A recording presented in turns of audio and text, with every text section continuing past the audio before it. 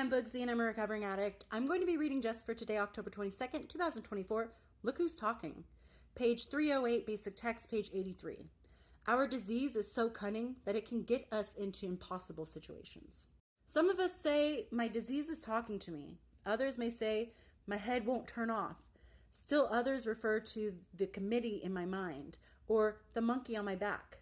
Let's face it, we suffer from an incurable malady that continues to affect us, even in recovery. Our disease gives us warped information about what's going on in our lives. It tells us not to look at ourselves because what we'll see is too scary.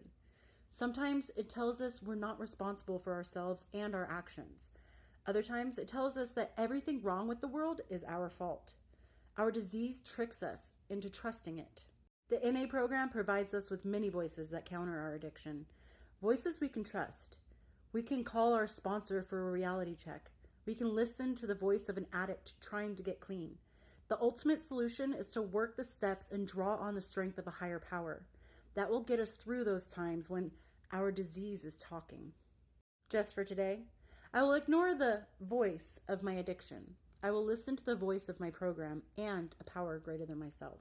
It's no surprise that there are a lot of triggers for the addict and the recovering addict. Some people have lots of triggers. Some have triggers they don't even know. Some have just a couple triggers that they are aware of and they try to avoid. And these triggers, I guess, could also be the voices we hear of our addiction saying, it's okay, just one more. And you're sitting there like, no more, no. And you're scared because you're like, it's really loud. Like the whispering is so loud in my mind that maybe one more time won't hurt. But then again, maybe one more time can kill. So it becomes very important for the recovering addict to find a way to silence those voices, silence those beliefs that the addiction still has control and a hold over you. And it's something that we all have to face because there are going to be things and days that are really hard for us to handle. And the only time we ever experience this certain situation is when we are high. And maybe I have to get high to understand how to get out of this situation and to handle this day. But we also need to learn that we have a voice as a recovering addict that can be and will be louder than the addiction. Louder than the voice that we hear telling us to go ahead, it's okay, just one more, nobody will know, it's fine. Trying to convince us to go back to a life that would kill us. So listen to the recovering side of you, because the recovering side of you knows what's best for you. The addiction just wants to survive. We're not going to let it.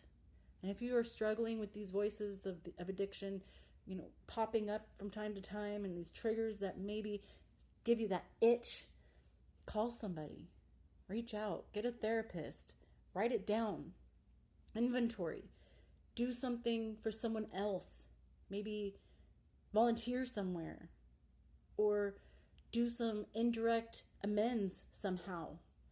Find something to show the addiction that it has no power here. And I hope everyone's doing well out there, and I'll talk to you later. Bye.